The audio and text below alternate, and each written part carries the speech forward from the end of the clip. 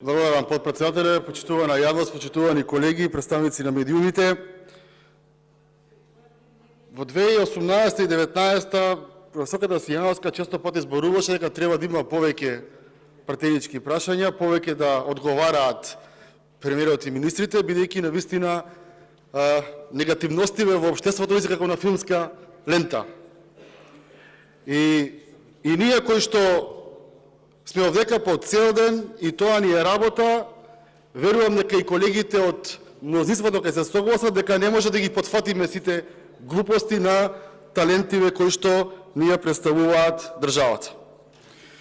Она кое што сакам да го прашам премиерот во врска со реконструкциите кои што ги прави е изјавата на довчерашниот заменик министер за локална самоуправа дадена утрово, вели дека премиерот е директен заложник на Артан Груби од една страна и Радев од Бугарија на друга страна, го зборува францускиот предлог и вели дека не се релаксираат односите. Ви обвинуваат коалиционите партнери, цитирам, дека Европскиот фронт е измислена конфронтација за поделби помеѓу населението, помеѓу македонците пред се.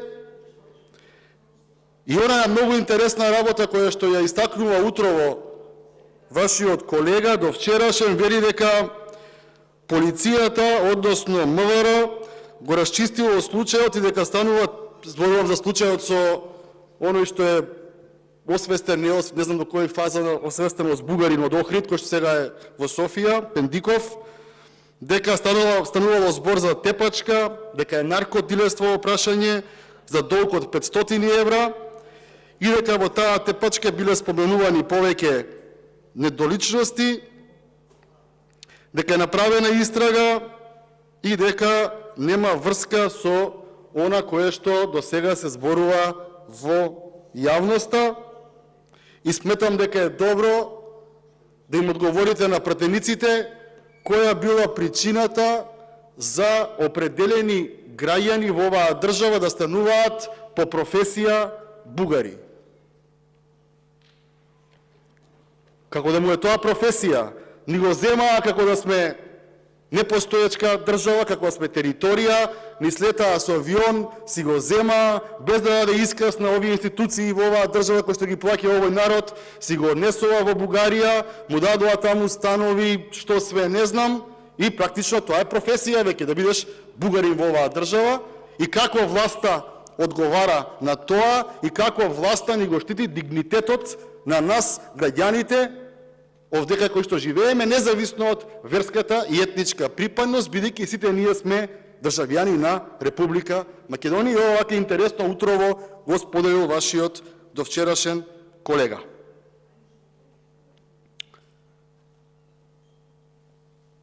Во контекст со Бугарија и во контекст со вашите декларативни прозападни ориентации, може би прво што треба да направите е тоа да кажете дека со држави кои што имаат за претседател на држава луѓе со поинаква од вашата декларативна заложба, треба да разговарате на начин кој што е поинаков од оној кој што сега разговарате. Се надевам дека станете и одговорите за овој случај, бидејќи јавноста се интересира и медиумите од Сабаре само за тоа пишуваат. Треба да одговорите, премиере, зошто еден лош збор, една пофалба, една дилема немате кон досегашните министри од Алтернатива. Честно е да знаат овие граѓани, да знае македонската јавност, ако некој го менувате, зошто го менувате? Бидејќи истите тие граѓани плаќаат за платата и ваша, и моја, но и на оние кои што ги менувате денес. Или пак, може би има други комбинаторики во позади.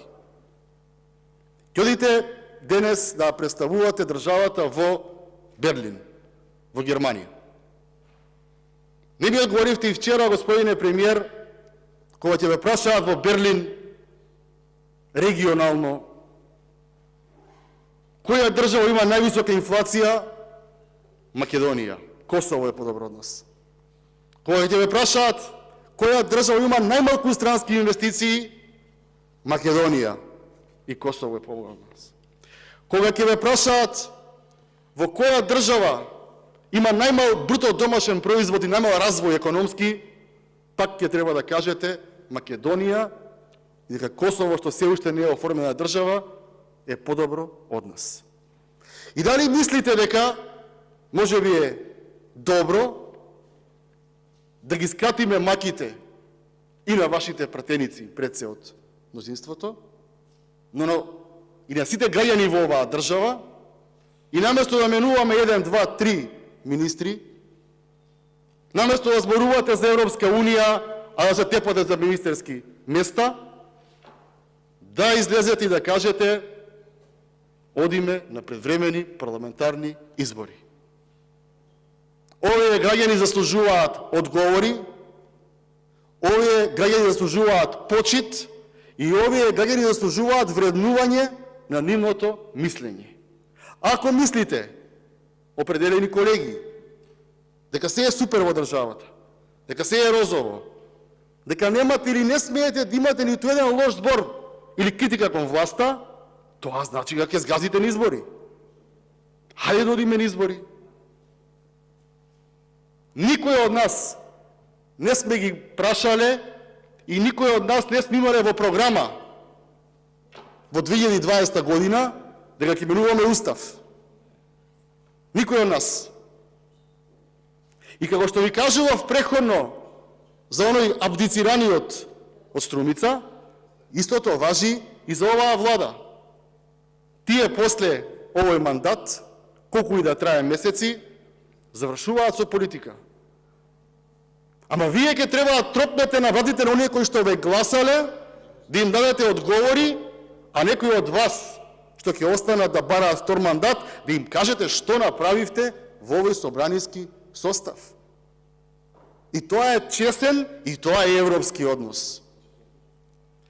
Тоталитарен и комунистички односи, кога се носат одлуки помеѓу мал број на луѓе во канцеларии со теписи, и тие одлуки се однесуваат од прв до последен што живее во таа држава. Вие тоа го правите. Под превезот на Европа, на демократија, на просперитет и развој, носите одлуки во мал број на луѓе и потоа целата држава страда. Мене ми е срам што оваа влада, оваа наша влада на Македонија е последна по се во регионот. Мене ми е, се срамам. Се срамам по сите перформанси, сите да се подобри од нас. Се срамам, почитувани колеги, што ние сме држава шампиони само во корупција. Се срамам, почитувани колеги, што сме држава која што блеска само по криминал. Се срамам, почитувани колеги, што најдоброто од нас, од оваа влада, се фабрики за марихуана, афери и така натаму, и така натаму. И секој од нас овдека, 120, има морално право, има морална одговорност да му стави крај на ова што се случува. Ова важи за СДСМ, коалиционите партнери, но ова важи и за алијанса на албанците. Вчера ви кажав, почитувани колеги, и ќе ви повторам. Турате пепел на целата ваша идеологија, турате пепел на целата ваша искрена борба сите овие години. Турате пепел на сите оние зборови искажани против дуи против оваа власт. Турате пепел за самите себе си, на вашите лични дигнитети и на вашите ветувања. Не е коректно од прв до последен албанец во оваа држава да биде лажен од страна на оние кои што го представуваат. Не ви дадоа мандат граѓаните албанци да бидете во власт со дуи. Тоа граѓаните албанци не ви го дадоа мандат. Ако сакаа граѓаните дуи да има 25 пратеници, ќе гласаа за дуи, немаше да гласаат за вас. И тоа не е во ред што им го правите на вашите сограѓани и нашите сограѓани албанци во Република Македонија. Тоа не е во ред. Вие како политичка партија може да си ја продавате идеологијата, но со продавањето на вашата идеологија и влезот ги продавате сите оние кои што сметале дека за ДУИ има и друга опција, за жал се излажале. Благодарам.